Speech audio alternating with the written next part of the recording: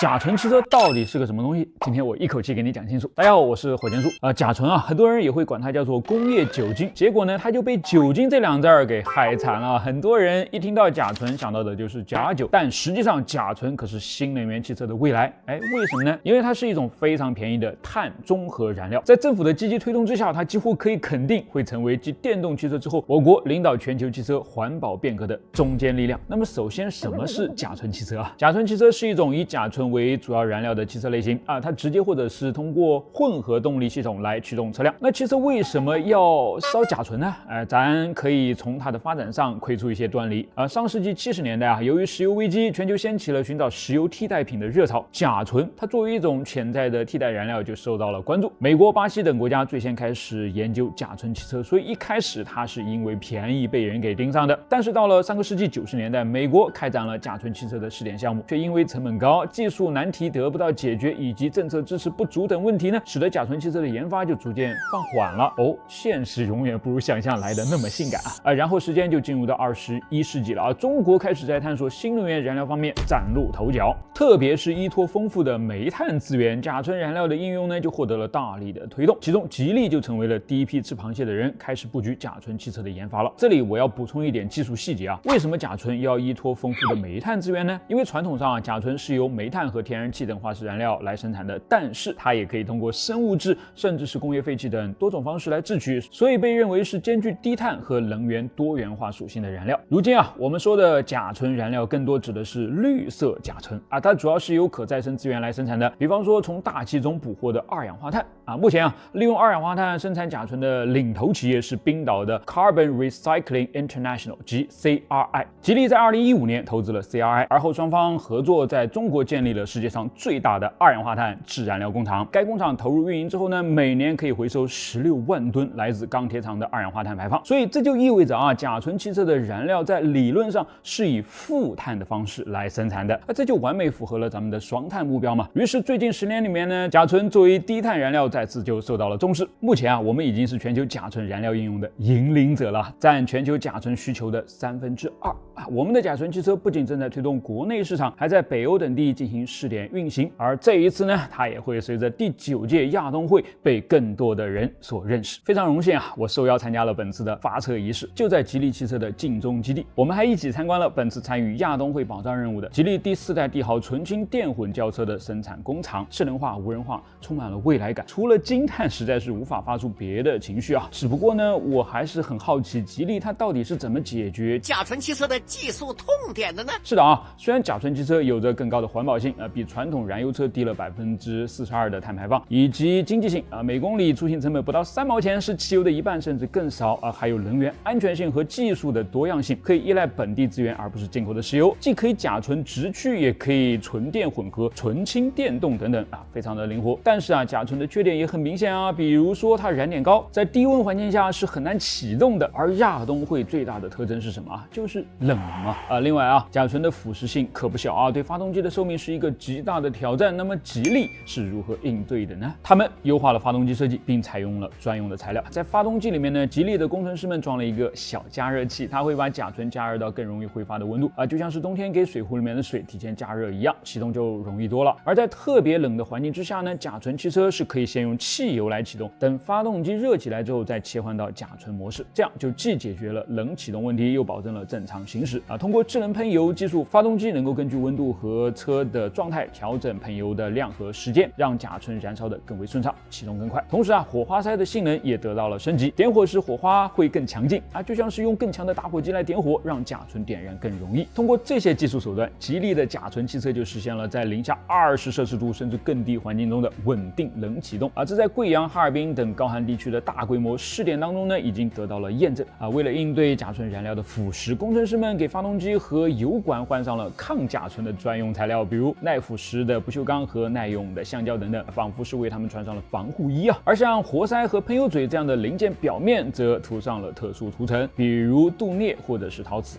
这种涂层呢能够有效阻挡甲醇的腐蚀。同时他们还在甲醇燃料里面添加了特制的添加剂，类似于在水里面加防腐剂一样可以减少甲醇对零件的直接侵蚀。再配合上耐甲醇腐蚀的机油，不仅润滑效果更好还能够更进一步保护发动机内部的零件。通过这些改造，吉利的甲醇汽车已经达到了普通燃油车的耐用水平，发动机的寿命提高了3倍以上，维修成本也会更低啊！不愧是全球甲醇汽车技术的领导者啊！所以剩下的问题就是，中国的甲醇汽车能否复制中国电动汽车的成功，在引领全球汽车变革的路上再次一骑绝尘呢？我是火箭叔，别停下去探索。Elon Musk 曾经这样评价氢燃料电池：非常愚蠢，更像是一种营销策略，而不是新能源汽车的长期解决方案。他的评价有道理吗？氢燃料电池真的有这么不堪吗？他所使用的锂电池就一点毛病没有吗？好，咱们今天就来简单讨论一下，顺便再拉一种新的电池杀入战局。固态电池，一个一个来啊！先说今天用的最多的锂电池，本质上呢，它就是我们的手机、相机、笔记本电脑等等这些移动电子设备里面的电池的放大版本。只是放大的不单是体积，还有数量。跟使用单个单元的小电池相比，电动汽车里面的锂电池呢，是将数千个这样的小单元捆绑在一起，形成的一个容量更大的组合体。因此才能够驱动汽车这样的大家伙嘛。和传统的铅酸镍铬电池比起来，锂电池的能量密度要高很多，所以不仅能够储存下更多的电量，连使用寿命都要长得多于是就非常适合拿来作为新能源汽车的能量供应源了。到了今天，很多充满一次电的锂电池电动汽车呢，已经基本上能够跑过跟加满一箱油的燃油汽车差不多的里程了。这么看起来是美好的。但是它也有天然缺陷最大的一个问题就是安全性。锂电池的稳定性其实并不是可充电电池技术里面最高的，它怕高温，它怕过充，它怕过放，它还很怕碰撞。因此他们就需要更高的保护级别，不仅是物理上的盔甲保护，还包括系统上的电子保护啦。每个锂电池呢都需要有专门的保护电路，以确保它们能够在安全范围内去运行。这些呢就势必增加了整个系统的成本、复杂程度和重量嘛，成为锂电池的一大缺点。而因为这个大缺点，其他的一些小缺点也冒了出来了。比方说，这样的电池更难回收，它们的轮胎会因为重量的增加而更快的被磨损，开发周期也因为要考虑1/3车重的电池该如何平衡分布而拉得更长，等等等等。另外尽管锂电池已经拥有不错的生命周期了，但是随着时间的推移，其充放电的性能呢也会下降，而且这跟你用多用少还关系不大即使摆在那儿不用，它的性能也照样会往下掉的。当然最后一点就是所有人都绕不开的里程焦虑了。再怎么样，锂电池的容量还是有限的，还是跑得不够远的，还是需要比加油久得多的充电时间的。短途开开还行，要是跑长途嘛，就得要再认真考虑考虑了。那开长途就真的没有享受清洁能源的资格了吗？哪里不是还有氢燃料电池驱动的电动车吗？尽管马斯克说它非常愚蠢，但其实它有一些优势呢，是远超锂电池的。比方说能量密度，压缩氢气拥有高达4万瓦时每公斤的能量密度，而锂电池呢，对比起来，最好的情况下也只有可怜的278瓦时每公斤，仅仅只是前者的0.7%都不到。这意味着使用氢燃料电池的汽车可以在不增加更多重量的情况下带来更大的续航里程，再加上它是加氢而不是充电的，因此可以获得像是加油那样的时间优势，彻底的就没有里程焦虑了。你看多好，既实现了100%的绿色环保，又没有一点的里程焦虑，它会不会才是新能源汽车真正的未来呢？光看好处当然是这样但是等我们绕到它的背面，就不仅要感叹一下为什么马斯克如此不待见氢燃料电池了。有人会说，安全是它的头等问题，这个不假氢气具有相对较低的燃点以及非常宽的空燃比，是一种自带危险的气体，尤其是考虑到这里用的还是它的压缩状态。但是可能让你感到意外的是，跟汽柴油这类石油衍生燃料比起来呢，它却拥有一个巨大的优势。它轻它大大的轻过了空气所以就能够在发生火灾时呢，通过打开紧急泄压阀，快速的将它吹到空气当中。即便此时它被点燃了，也会像一个大火机一样对着天空去燃烧，并不会伤到周围的人和车的。实际上，丰田甚至还用子弹射过他们的氢气罐呢，结果跟电影里面子弹打进油箱的效果彻底不同，没有爆炸，没有燃烧，仅仅只是让比空气更轻的气体通过弹孔逃逸到了空气当中而已。所以这么看起来，安全性并不是氢燃料电池的一个大问题。那什么才是呢？是成本，是效率，是它到底绿不绿色了。先说成本啊，虽然氢是这个宇宙当中储量最为丰富的元素，但是它基本上是不会单独存在的，而是跟水、碳氢化合物，比如甲烷，还有其他的一些有机物结合在一起。因此，要把它作为燃料呢，首先第一步就是要将它从这些化合物当中提取出来了。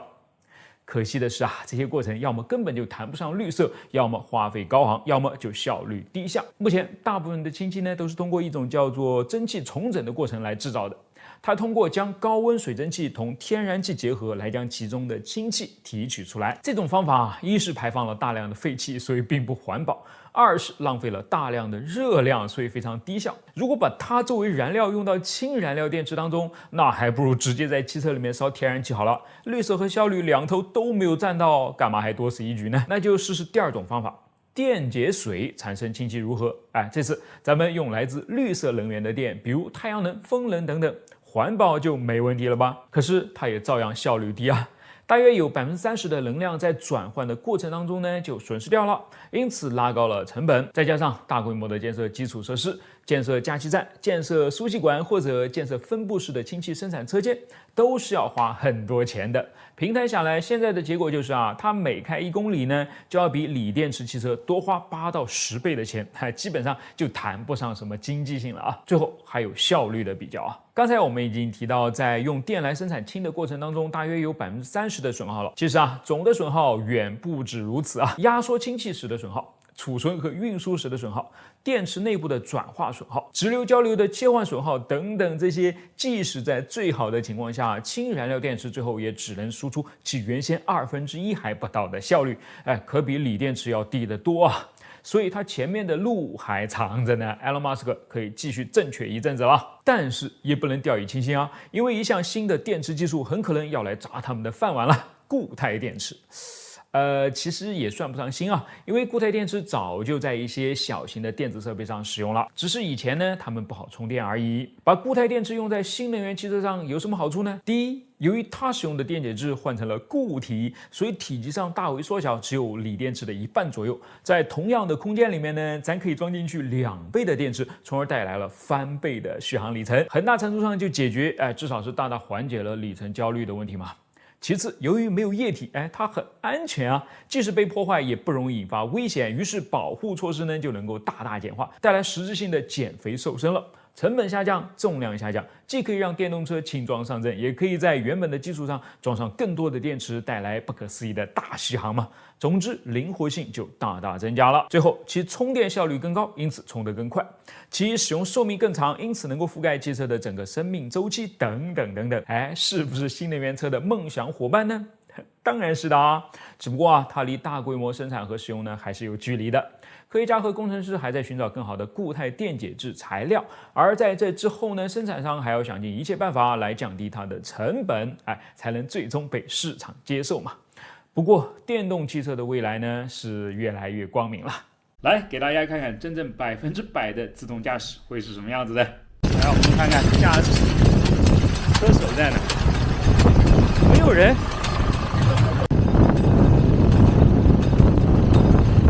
就什么都不用就是挂个档，它走就行了。它就走就可以了。另外的就是它气管带薄膜要完的时候，要换一下，停下换。再一个就是这个地处理的情况是很频繁的时候，基本上就不动，一行道沟过来过去是吧？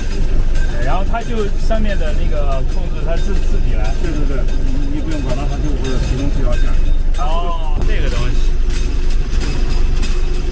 其实你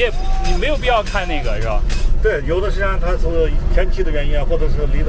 那个信号源太远的时候，看一下信号不好，它容易发生这个偏动，你这个时候就要及时的停车，要不然它就走斜了，就不是这个航路了。这是在新疆库尔勒的一片大约有3000亩的棉田里面可以看到这个我们的驾驶师傅完全不需要手扶方向盘、脚踩油门和刹车，播种机就可以自动往前开了，而且开出一条非常笔直的线。为什么要在这个农机上面用无人驾驶呢？很简单因为要满足工业化的生产嘛。这个当9月份棉花成熟之后，我们要用自动采棉机去把这个棉花给采集下来，那就要求棉花种植的间距还有棉花种植的位置要非常笔直。有的时候呢，这根直线可能要长达差不多1公里。你说让人去开一个标准的1公里长的直线出来，太难了，除非是老司机。但老司机他由于坐在这个农用机械上，始终是做一个重复性的劳动，所以说很容易就犯困了啊！一犯困一打个盹儿，然后这个方向盘一歪，就惨了。那这一行这个棉花它种的就不是非常的笔直和标准了，那就对未来的生产就造成了很大的麻烦。但如果机器它就不存在这个问题了，它就可以以毫米级的这样一个精度去调整它的这个走位，始终保持它走一条非常非常标准的直线。而且呢，这里面用到了这个2样技术一个呢是我们的北斗导航定位系统，应用在这个农田里面呢，实现了应该说是厘米级的这样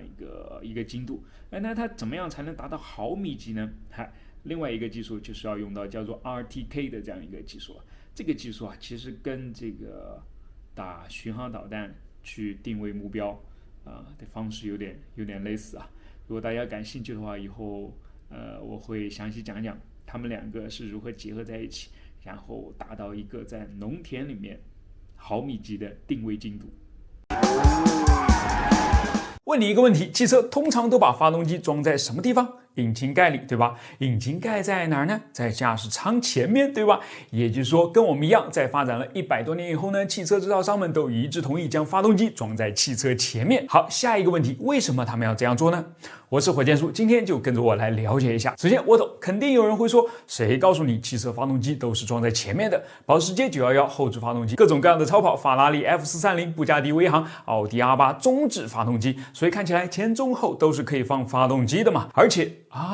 我想起来了，既然刚才说的那几辆后置中置发动机的汽车都不便宜，所以前置发动机一定是为了便宜。好吧，说对了一部分，我再补充剩下的一句话解释：前置发动机前轮驱动，简称前置前驱的机车，由于发动机的重量正好压在前轮上面，所以能让前轮拥有更大的牵引力，在转向时更容易控制，意味着你在雨天路滑时不需要具备职业车手的技术就能够把车开好了。另外，把发动机放在汽车前面，也能用更经济的方法帮它降温冷却，所以制造起来的确是更便宜了。那么其他的布局方式呢？它们的存在该如何解释呢？好吧，既然你想知道，我们就不得不回顾一下汽车制造的历史了。在19世纪大部分非马力驱动的车都是采用后置发动机后轮驱动的，后置后驱。到了1895年，法国汽车制造商潘哈德制造出第一辆前置发动机后轮驱动前置后驱的汽车，为此他们也同时发明出现代意义上的变速箱。相比起之前的后置后驱，前置后驱的优势相当明显。由于它把重量更均匀地分布在了前后轮上面，所以操作性更强，前轮的牵引力也更强。只不过你也知道，当时的汽车哪来多少牵引力可言呢？不管怎么讲，这绝对是一个里程碑式的成就。于是前置后驱很快成为业界标配，大家都纷纷效仿。福特著名的 T 型车呢，就是采用前置后驱的。从1908年到1927年之间，一共卖出去了惊人的1650万辆。100年前，别人家就开上了后驱车。1934年，奔驰看不下去了，在研究完汽车发动机的布局后，提出倡议：干嘛不把它放在后面呢？这叫反祖吗？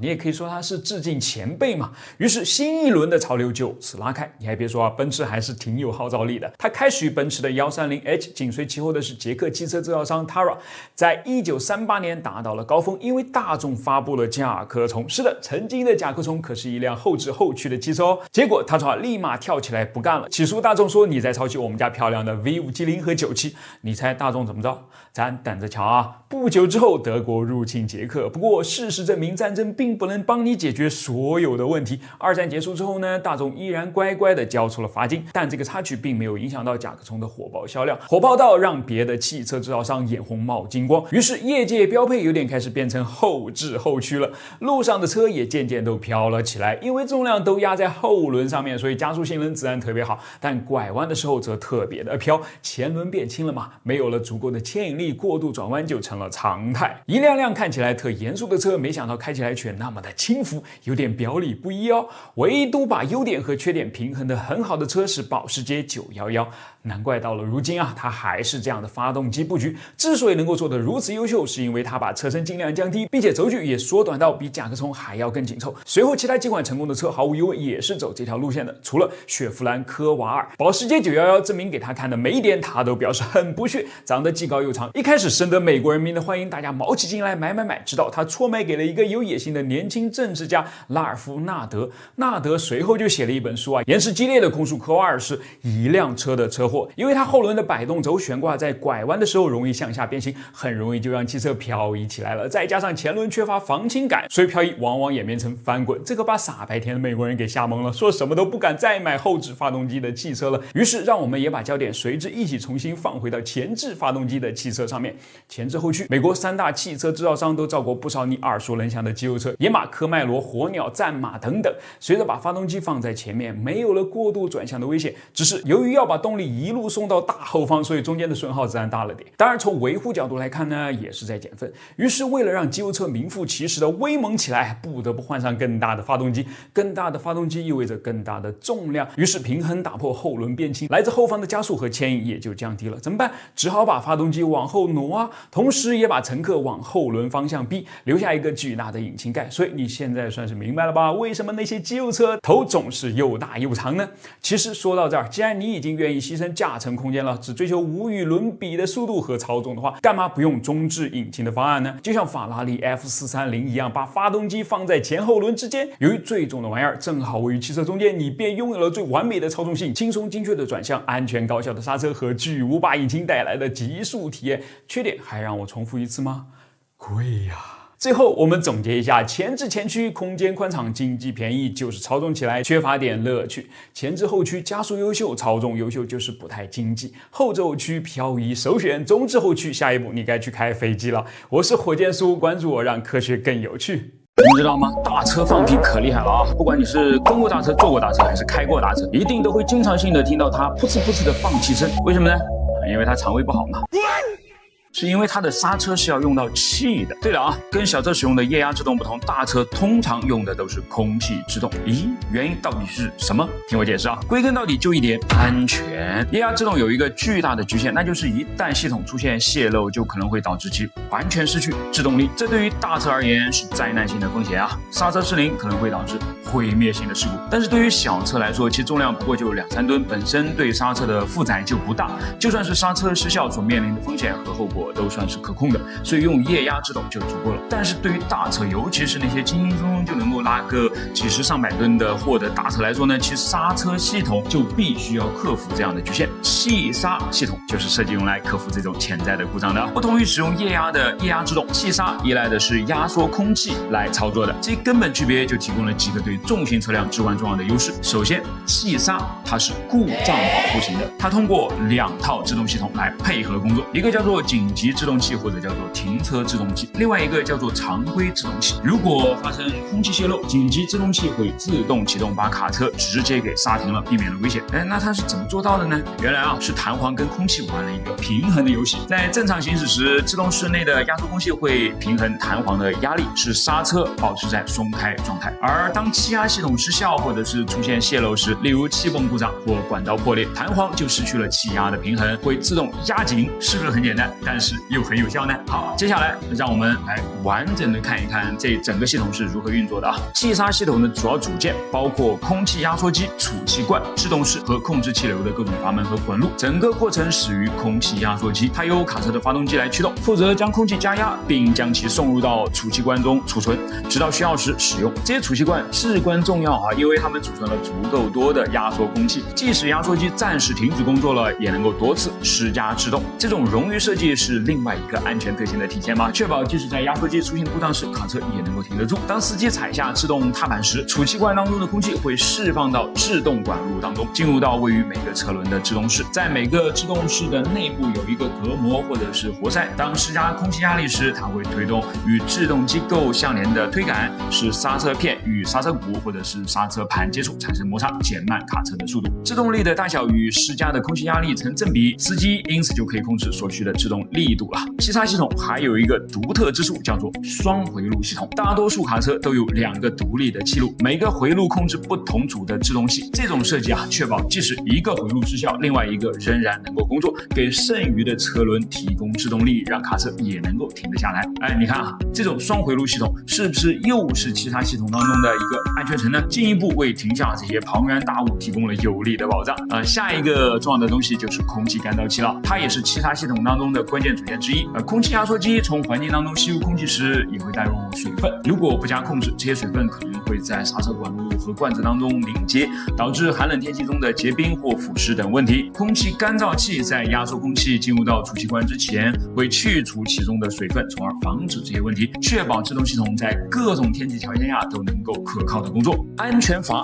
在气刹系统当中也发挥着重要的作用，其中一个关键阀门叫做调节器，它会根据系统当中的空气压力来控制空气压缩机的输出。当压力达到一定的水平时，调节器会发出信号，指示压缩机停止压缩空气了，以防止系统过压。此外呢，系统当中还安装有压力释放阀，如果压力超过安全水平，这些阀门会将里面的空气给释放掉，保护整个制动系统免受损坏。以上这些都保证了气刹系统的高效高可靠性，显然就使它成为了需要经常长途跋涉、经常穿越山区，或者是经常在恶劣天气中行驶的卡车的标配了。所以你学会了吗？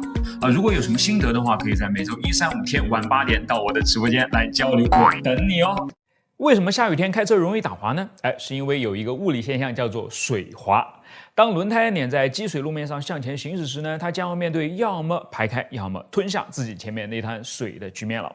但其实这并不是2选1两者同时都是在发生的，只是看哪个多一点罢了。我们来假设你用的是像 F1 那样的完全就没有花纹的光胎，那遇到的就将是比较极端的全部吞下的情况了。由于排不开水，轮胎就只能推着前面的水一起跑了，它们将会越积越多，也越长越高，逐渐就把自己变成了一个顶在轮胎前面的用水做成的蝎子了。你以为它会很软吗？不，就算是你曾经从仅仅1米的跳台上撞到过水面上呢，就能明白当速度起来之后它们有多硬了。于是这个水蝎子呢，就将你的轮胎顶了起来，硬是在地面之间制造出了一个缝隙，让自己钻了过去。被动的，你的轮胎是不是就吞下了这些水呢？但后果就是你现在不是在开车，而是在开船了，因为跟轮胎接触的已经不是路面，换成水面了。你已知一切对汽车的操控都将失灵，然后就任着它滑去吧。很可怕这就是为什么轮胎都要开槽的原因了。尤其是那几道纵向的深槽，它们可以允许大量的积水从中间排到后方，减少水滑的发生。所以其实连 F1 都是有雨天专用的带了凹槽的湿胎的。而大型客机的轮胎也有很多道既深又宽的纵向凹槽刻在其间。但这就能解决全部问题了吗？当然不是我们一开始就说了，排开和吞下是同时都在发生的，谁多谁少，跟你用什么样的胎，跟雨下的有多大，跟你行驶的有多快，满载还是空载，通通都有关系最近我看了一段视频，可以说是彻底颠覆了我曾经有过的一个危险认知，那就是如果我开的是一辆性能不错的大车，用的又是新崭崭的好胎的话，那雨天高速保持一个200米的行车距离，肯定是安全的了吧？错，你看这段视频，连测试小哥都不淡定了用沙袋模拟满载的 MPV 后，从时速100踩下刹车，你猜猜看用了多长的距离？最少也要240米，有的侧系车辆居然滑了300米出去之后，还剩50公里的时速，这就相当惊人了。我这儿呢就不进一步展示了，想要了解更多，可以打开懂车帝 APP， 搜索懂车帝评测，你就能看到这几款热门 MPV 车型的刹车实车表现了。所以最后咱们总结一下雨天高速一定要控制好车速和安全车距另外，去买车的时候呢，也不能只考虑外观、内饰、油耗和舒适性等等，像轮胎的排水性这种非常重要的安全指标，也是要认真考虑的。尤其是咱们南方雨水比较多的城市了，谁会不喜欢玩泥巴呢？小时候没玩够，长大了连车都不会放过的，非要把它们朝坑里面开，朝水里面滚。这个画风大家应该都很熟悉吧？但是这个呢？时间往回倒退100年，那个时候的福特 T 型车玩起越野来是一点也不比今天的打击牧马人和卫士超。你看看，哪个项目看起来它像是不行的样子爬坡、下坎、溜坑、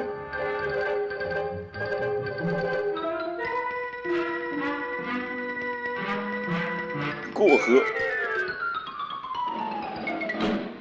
滑雪，甚至是这么个简陋的桥面都统统难不倒他。不过最狠的要数这个了，爬管子。请问当今有哪个号称是硬派越野的敢去挑战一下他呢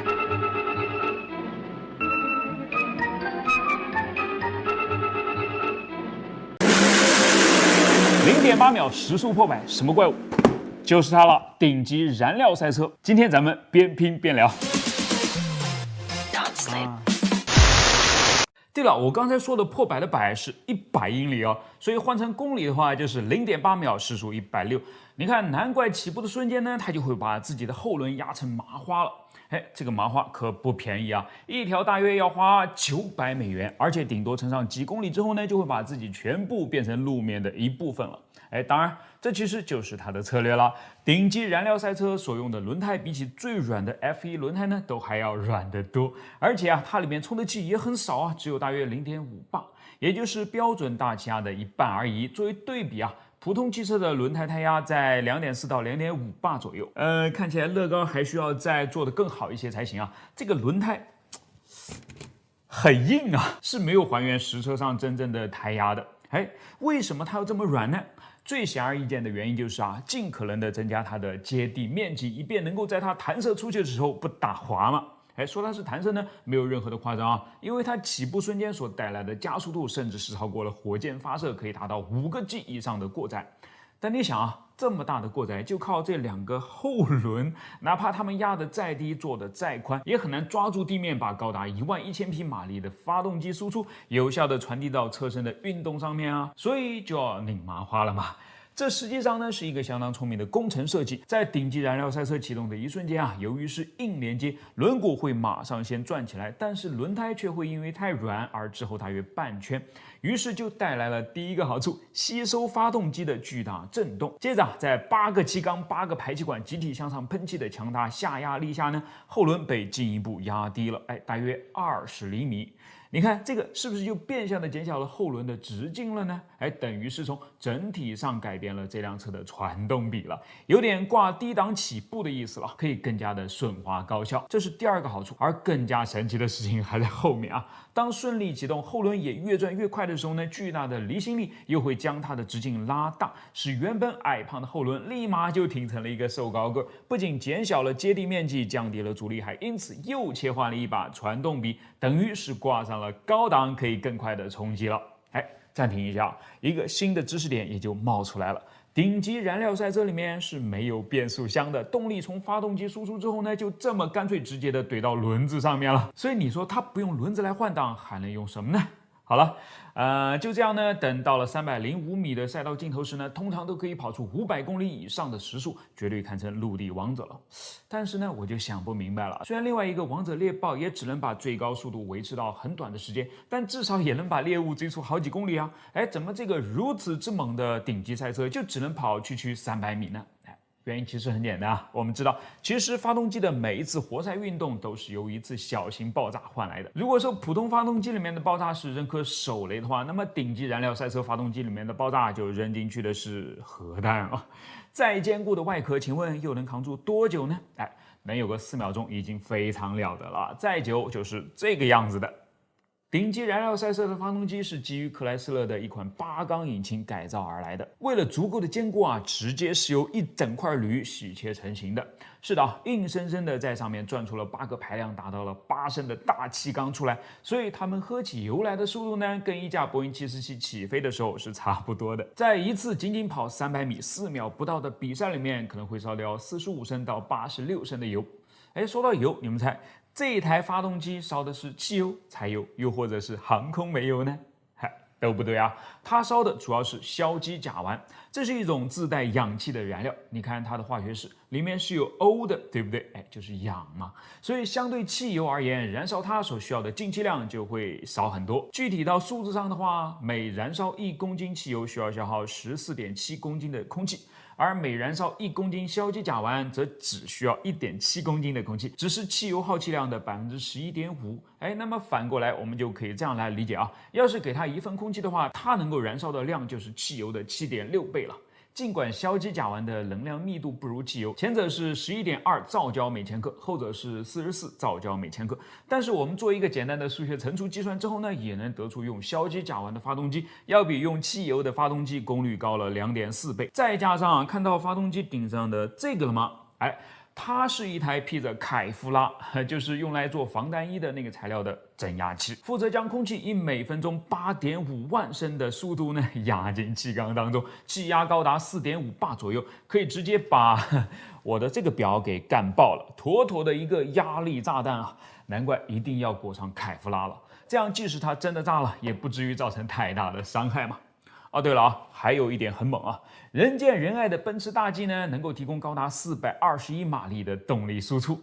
但是就算在这台增压器面前呢，已经败成渣渣了，因为光是驱动它，一台增压器就需要750匹马力才行啊，简直难以想象。好了，这台积木赛车呢，我已经拼好了，好看是挺好看，就是它跑不动啊，怎么办？那就做一台会跑的呗。